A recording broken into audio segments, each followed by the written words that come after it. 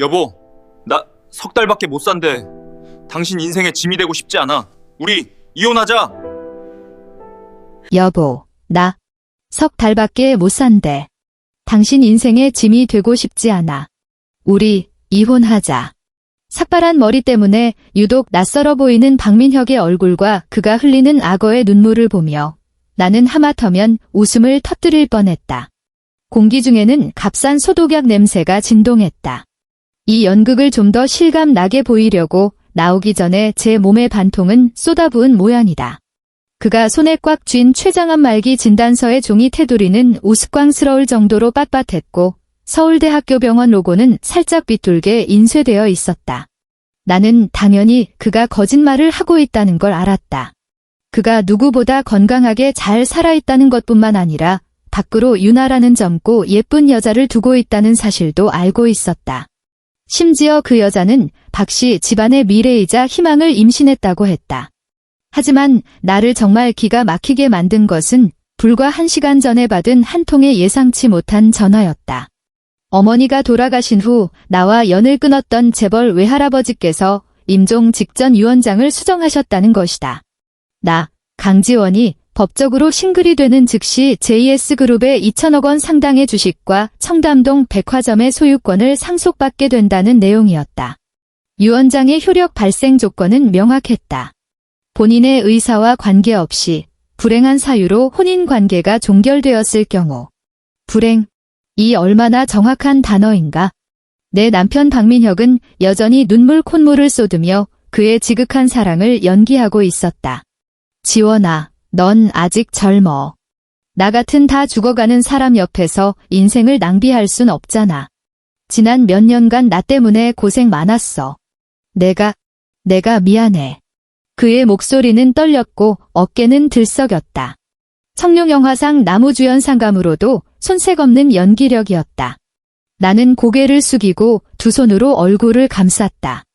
내 몸도 그를 따라 가늘게 떨리기 시작했다. 다만 그는 연기하는 중이었고 나는 역겨움과 환희가 뒤섞여 터져나오려는 웃음을 죽을 힘을 다해 참고 있었다. 아니, 민혁 씨.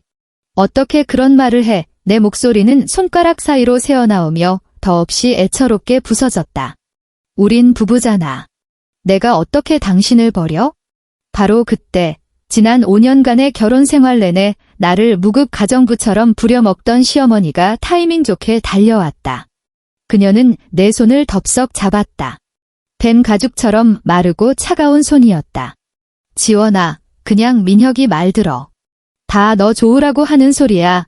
그녀는 말하면서도 눈초리로는 재빨리 이 전세 아파트의 구석구석을 훑었다. 그 눈빛에는 슬픔이 아닌 새로운 영토를 점령할 정복자의 탐욕이 번뜩였다. 우리 민혁이가 내가 너무 착해 빠져서 내가 젊은 나이에 청산과부 되는 꼴은 못 보겠다는 거지. 그녀는 말을 마치고는 해질대로 해진 낡은 지갑에서 꾸깃꾸깃한 5만 원짜리 몇 장을 꺼내 내 손에 억지로 쥐어주었다. 이거 너 가져. 많은 돈은 아니지만 우리 집의 마지막 성이다. 너도 알다시피 민혁이 병원비 때문에 있는 돈 없는 돈 다 썼잖니. 이거라도 갖고 일단 몸 피할 곳이라도 구해봐. 길바닥에 나앉게 할 순 없으니. 나는 손바닥에 놓인 서울 시내 모텔 하룻밤 묵기에도 턱없이 부족한 돈 몇 푼을 내려다보았다. 그것들은 더러운 휴지 조각처럼 모욕적인 냄새를 풍겼다. 그 순간 내 심장은 차가운 소금물에 담가진 것처럼 저리고 아팠다. 이것이 나의 5년간의 결혼 생활, 내 청춘과 순종의 대가로 받은 위자료였다. 나는 집안의 모든 허드레시를 도맡았고 해마다 추석과 제사 때면 혼자 부엌에서 수십 명분의 음식을 준비하느라 허리 한 번 제대로 펴지 못했다. 나는 그들 집안의 모든 친척들이 던지는 냉대와 조롱을 견뎌냈다. 그들은 나를 내도 못 낳는 여자, 광화문 빌딩 숲에서 별 볼 일 없는 말단 직원이라고 불렀다. 그리고 이제 그들은 그 여자와 그 여자의 뱃속 아이에게 이 아파트를 내주기 위해 마지막 남은 체면마저 내팽개치고 있었다. 어머니, 나는 고개를 들었다. 마침내 진짜 눈물이 흘러내렸다. 이번에는 연기가 아니었다. 지난 5년간 쌓인 모든 서름이 이 순간 터져나올 출구를 찾은 것이다.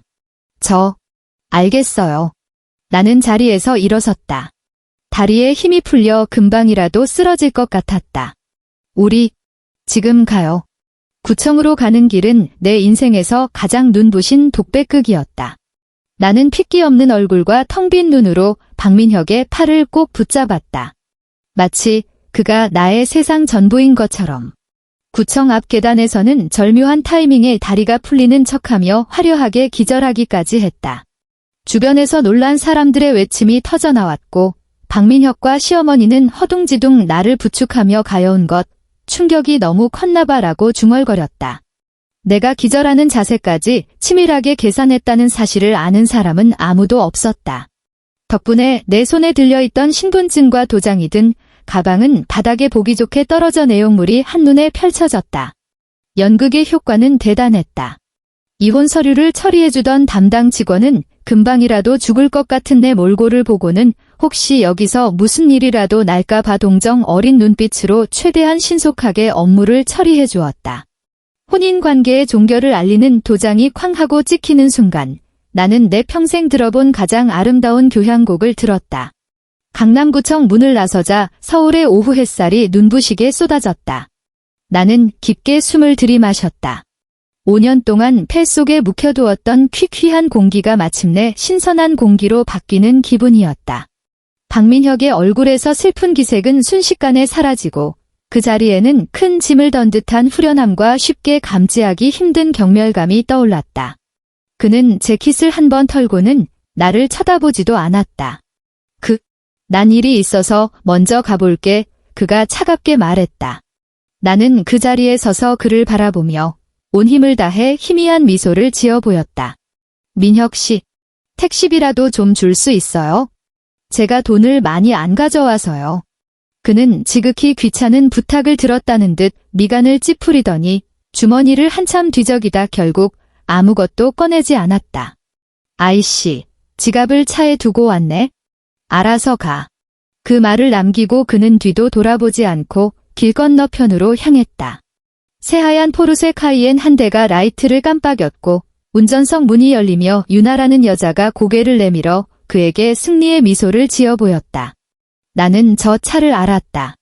지난달 그가 친구들에게 자랑하던 매달 리스료만 해도 어마어마하다는 바로 그 차였다.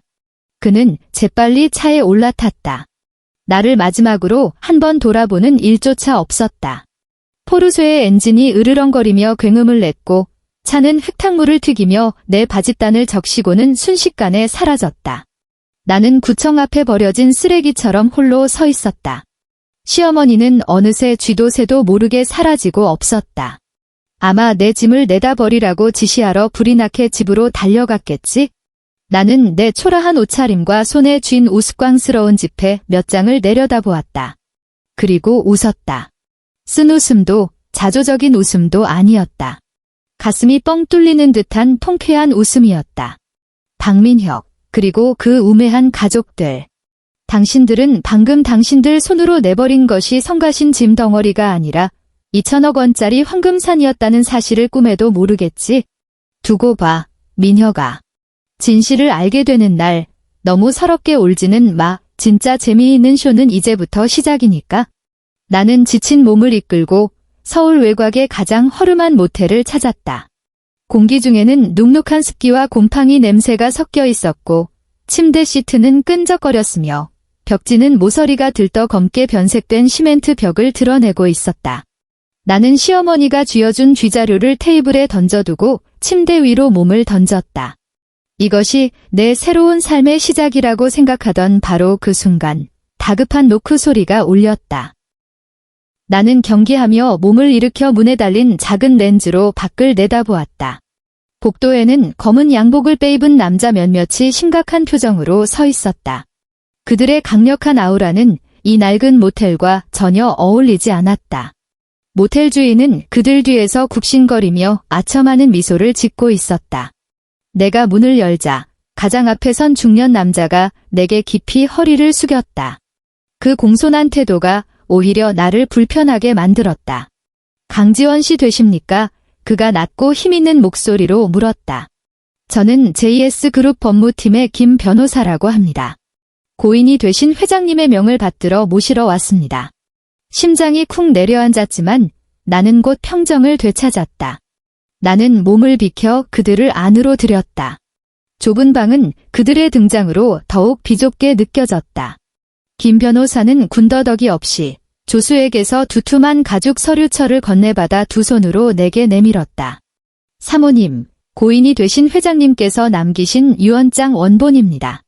유언장 제17조 3항에 의거하여 유언의 효력 발생 조건이 오늘 오후 2시 37분 사모님께서 강남구청에서 이혼 절차를 공식적으로 완료하심으로써 충족되었습니다. 그는 잠시 말을 멈추고는 마치 시를 읊은 듯한 어조로 내가 이미 아는 그 문장을 낭독했다. 유언 효력 발생 조건은 다음과 같습니다. 상속인 강지원은 본인의 의사와 관계없이 불행한 사유로 혼인관계가 종결되었을 경우 그는 고개를 들어 나를 똑바로 바라보았다. 축하드립니다. 사모님. 지금 이 순간부터 사모님께서는 JS그룹의 지분 18%와 청담동 JS백화점의 소유권 전체를 공식적으로 상속받게 되셨습니다. 금일 종가 기준으로 총 가치는 약 2,030억 원입니다. 창밖으로 검은색 대형 세단 몇 대가 소리 없이 모텔 앞에 멈춰섰다. 마치 침묵하는 거대한 짐승들처럼. 나는 김 변호사가 건넨 서류를 내려다보았다. 빽빽하게 적힌 법률 용어와 천문학적인 액수는 마치 다른 세상의 이야기 같았다. 하지만 나는 흥분하지도 눈물을 흘리지도 않았다. 내 마음은 바닥이 보이지 않는 깊은 호수처럼 고요했다. 외할아버지. 고집세고 엄격했던 그 노인은 내 어머니가 가난한 화가와 사랑에 빠져 결혼했을 때 우리와의 모든 연을 끊어버렸다. 나는 그가 나를 까맣게 잊은 줄로만 알았다. 그런데 그는 그만의 방식으로 나의 이 불행한 결혼 생활을 계속 지켜보고 있었던 것이다. 이 유언장은 선물이 아니었다. 뒤늦게 도착한 엄격한 가르침에 가까웠다. 그는 내게 나약함과 순종으로는 그 누구의 존중도 얻을 수 없다는 것을 알려주고 있었다. 알겠습니다. 나는 서류를 덮었다. 목소리는 크지 않았지만 이상하리만치 단단했다. 이제 제가 뭘 하면 되죠? 김 변호사는 나의 이토록 빠른 평정에 놀란 듯했지만 곧바로 전문가의 모습으로 돌아왔다. 사모님, 저희가 서울타워의 스카이캐슬 펜트하우스에 거처를 마련해 두었습니다. 개인 비서와 기사, 경호팀도 모두 대기 중입니다. 그룹 업무 인수인계는 단계적으로 보고드리겠습니다. 우선 새로운 신분에 걸맞게 완벽한 이미지 쇄신을 진행하시는 것을 제안합니다. 그날 밤 나는 곰팡내 나던 모텔을 떠나 구름처럼 푹신한 롤스로이스 뒷좌석에 앉았다. 차창 밖으로 서울의 야경이 흐르는 은하수처럼 펼쳐졌다. 창문에 비친 내 모습, 낡은 옷을 입고 초췌한 얼굴을 한 그 여자가 아득히 먼 타인처럼 느껴졌다. 이후 2주간 나는 꿈같은 시간을 보냈다. 나는 서울 전체가 내려다보이는 펜트하우스에 살게 되었다. 발 아래에는 한강이 흘렀고 멀리 남산타워가 보였다. 드레스룸에는 잡지에서나 보던 명품 브랜드들이 가득 찼고 전문 스타일링 팀이 나만을 위한 새로운 이미지를 만들어 주었다. 나는 몇 년간 길러온 긴 머리를 자르고 세련된 단발머리로 바꿨고 차분한 다크 브라운 컬러로 염색했다. 과거에 수수했던 면옷들은 모두 버려졌고 그 자리에는 완벽한 재단의 실크 블라우스와 캐시미어 코트가 채워졌다. 나의 하루는 빈틈없이 채워졌다. 오전에는 그룹 각 부서 책임자들의 보고를 받았고 오후에는 금융, 법률, 기업 경영에 대한 개인 교습을 받았다. 나는 마른 스펀지처럼 모든 지식을 미친 듯이 흡수했다. 나는 더 이상 사무실에 존재감 없던 강지원이 아니었다. 나는 JS그룹의 새로운 주인이었다. 내가 가족 기업을 인수하느라 정신없는 사이 박민혁과 유나의 결혼식도 예정대로 열렸다. 나는 가지 않았지만 나의 새로운 비서인 유능한 한 비서가 모든 정보를 정리해 내 책상 위에 올려두었다. 그들은 강남에서 가장 호화로운 호텔에서 성대한 결혼식을 올렸고 꽃 장식에만 수천만 원을 썼다고 했다. 박민혁은 SNS에 수많은 사진을 올렸다. 그는 값비싼 예복을 입고 순백의 웨딩드레스를 입은 채 배가 살짝 부른 유나를 끌어안고 의기양양하게 웃고 있었다. 그는 이런 글도 덧붙였다. 불행을 보내고 나의 행운의 여신을 맞이했다. 나의 모든 상처를 치유해줘서 고마워. 그 밑에는 나를 조롱하는 친구들의 댓글이 가득했다. 민혁이 형 축하해. 드디어 그 복 없는 여자한테서 벗어났네. 듣자 하니 전처가 남편 잡아먹을 과부상이라던데 일찍 이혼해서 다행이다. 유나 언니 진짜 예쁘다. 이래야 선남선녀지. 한 비서가 걱정스러운 눈으로 나를 보았다. 이사장님, 이 온라인 게시물들을 처리할까요? 나는 고개를 저으며 차가운 미소를 지었다.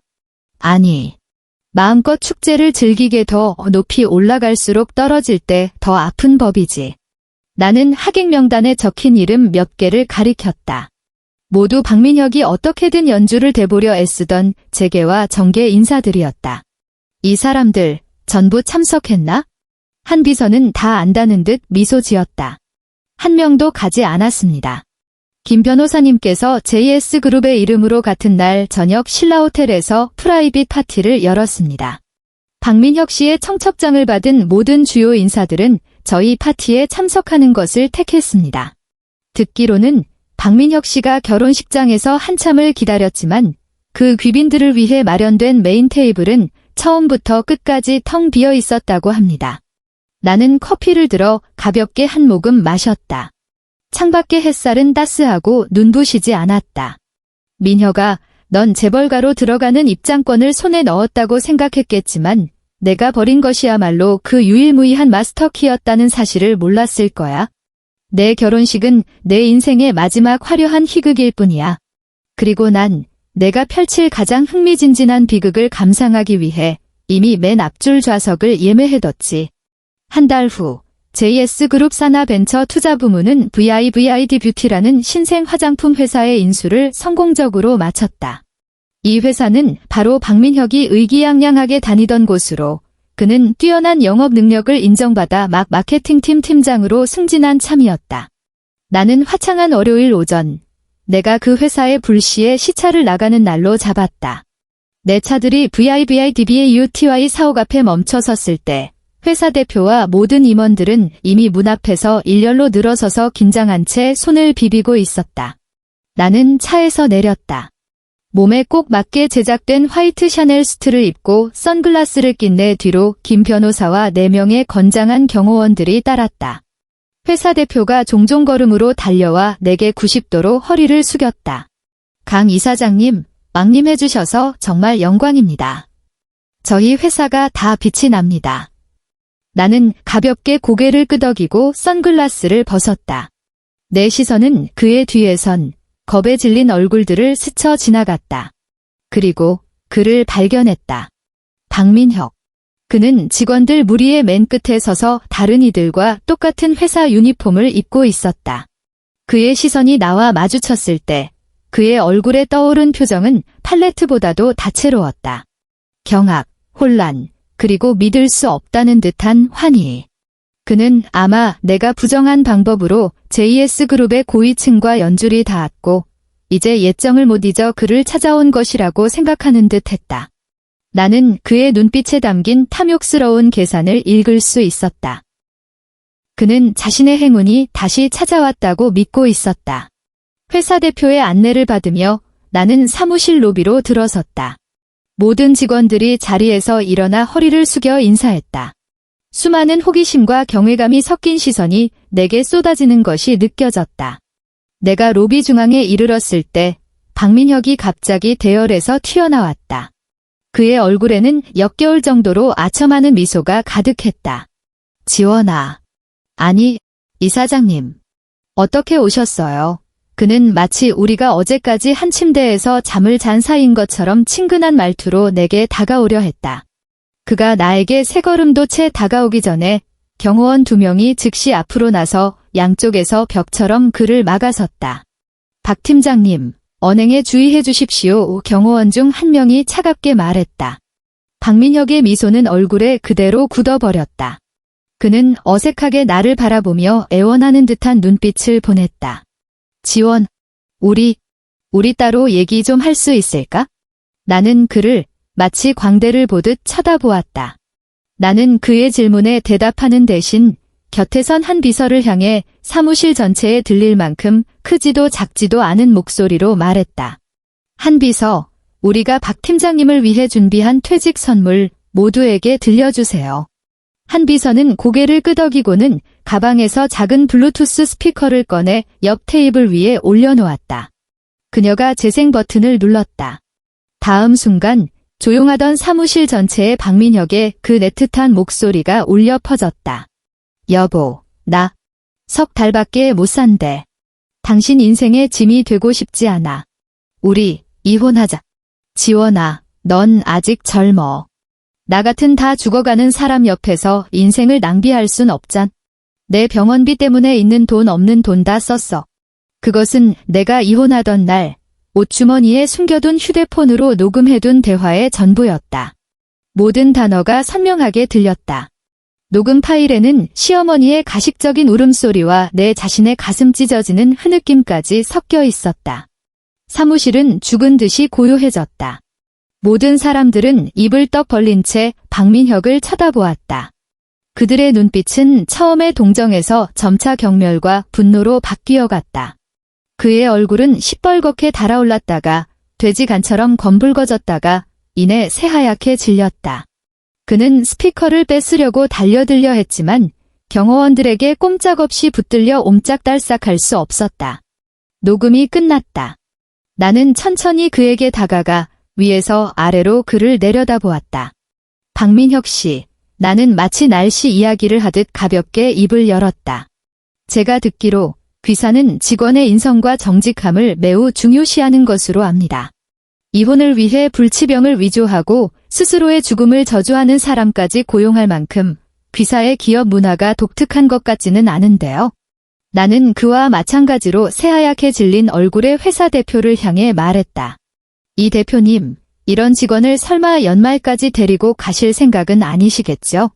이 대표는 공포에 질려 몸서리를 치더니 즉시 큰 소리로 외쳤다. 박민혁, 당신은 심각한 사규 위반 및 회사 명예에 돌이킬 수 없는 손해를 끼친 죄로 지금 당장 해고야. 즉시 짐 싸서 꺼져. 박민혁은 흐물흐물한 걸레처럼 바닥에 주저앉아 아니야. 이럴 리가 없어? 아니야. 라고 중얼거렸다. 그는 갑자기 고개를 번쩍 들더니 핏발선 눈으로 나를 죽일 듯이 노려보았다. 마침내 모든 것을 깨달은 듯 했다. 너였어. 내가 꾸민 짓이야.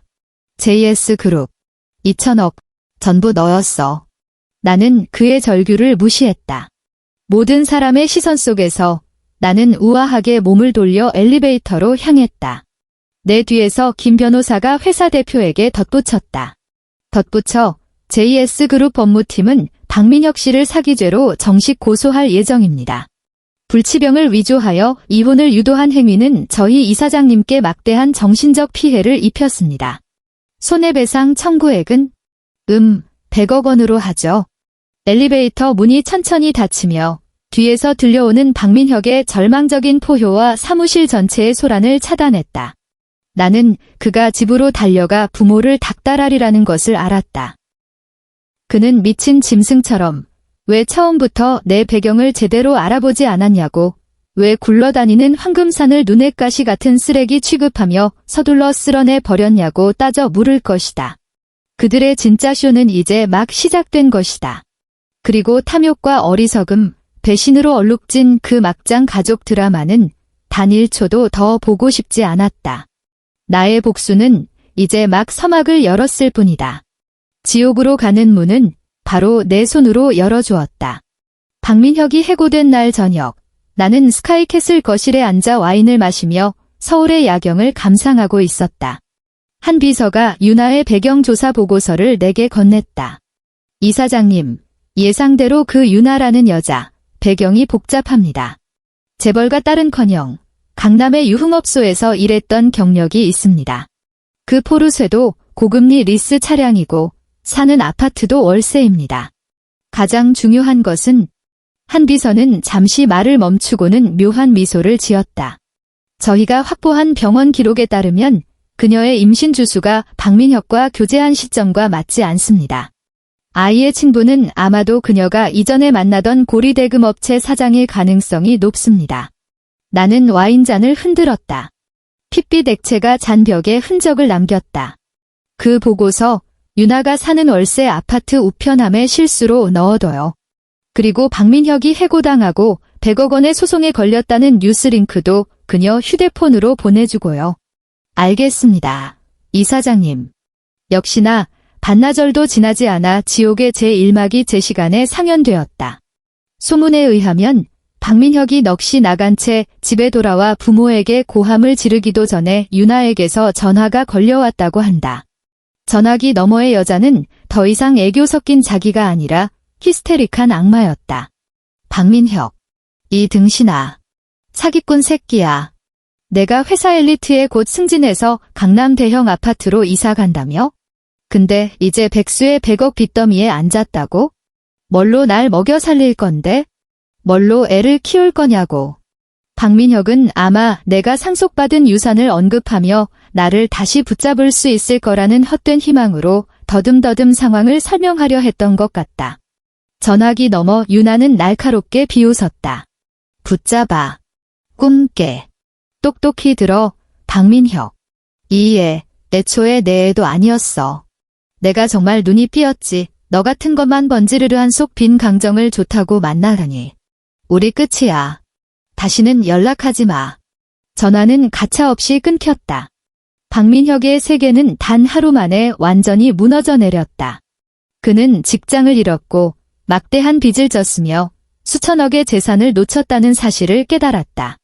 그리고 이제 그가 그토록 자랑스러워하던 사랑의 결실과 예쁜 여자친구마저 완벽한 사기극으로 드러났다.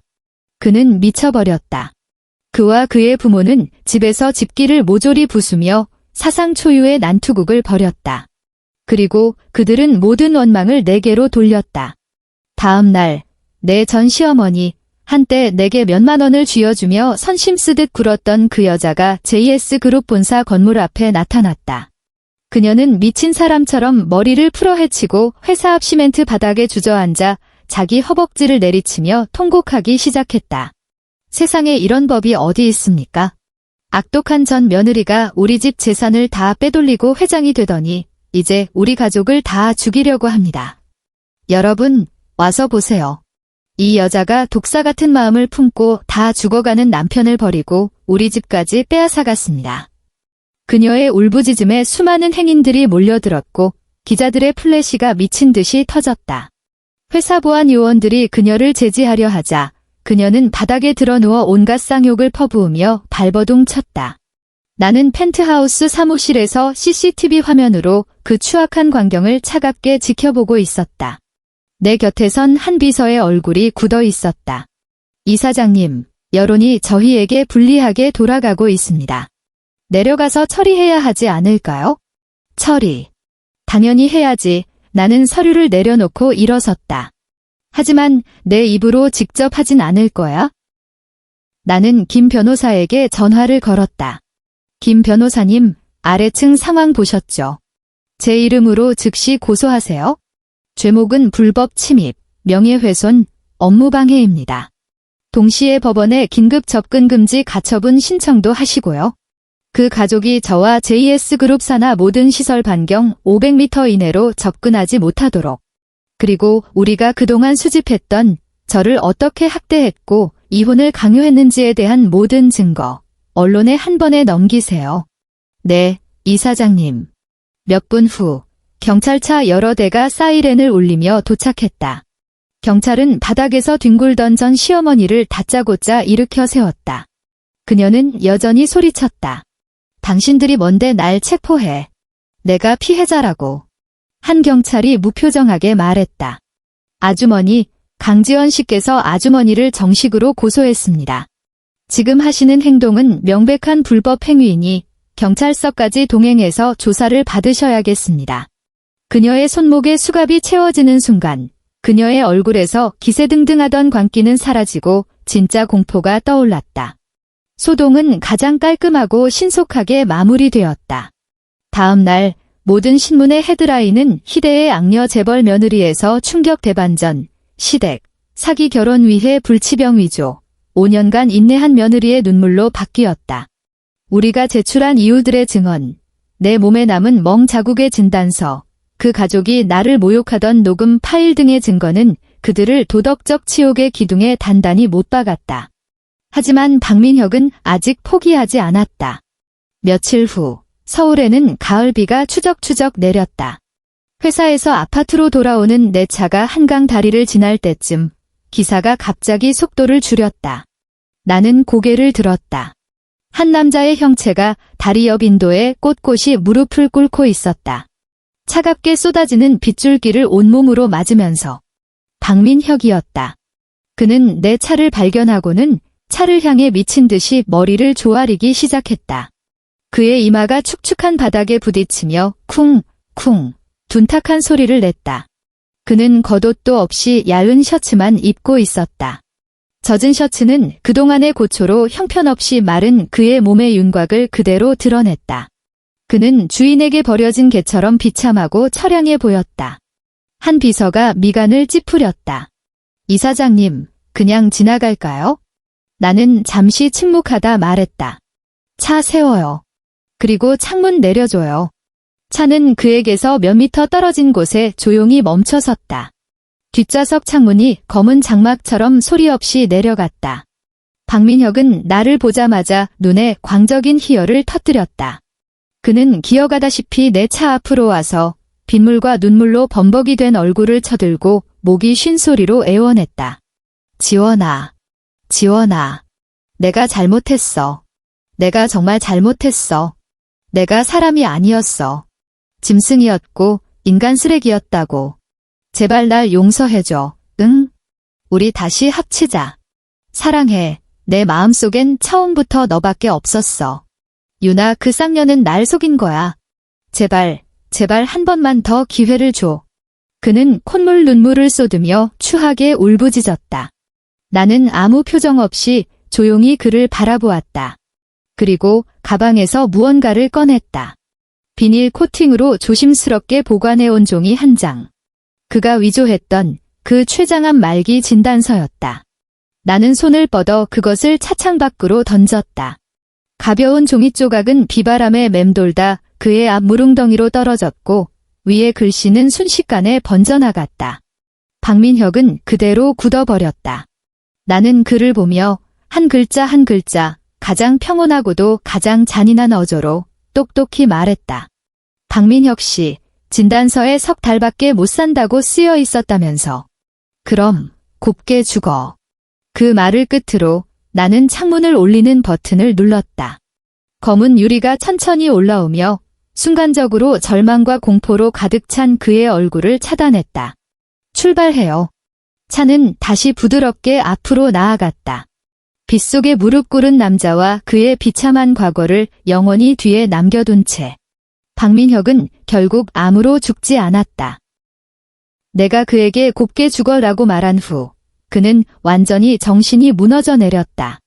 그는 정신병원으로 이송되었고 의사는 그가 심각한 시민성 신체 통증 장애를 앓고 있다고 진단했다.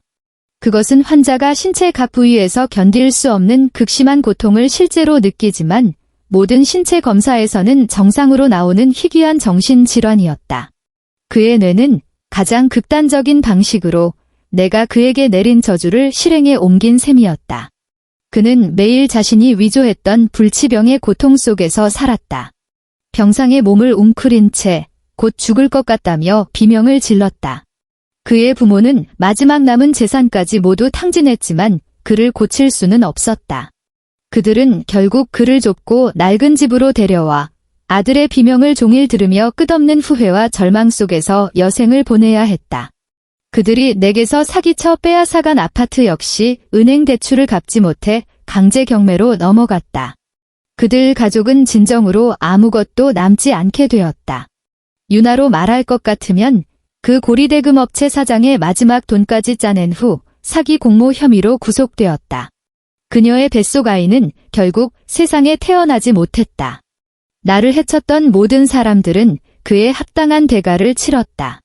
인과응보는 마치 정교하게 짜인 연극처럼 정확했다.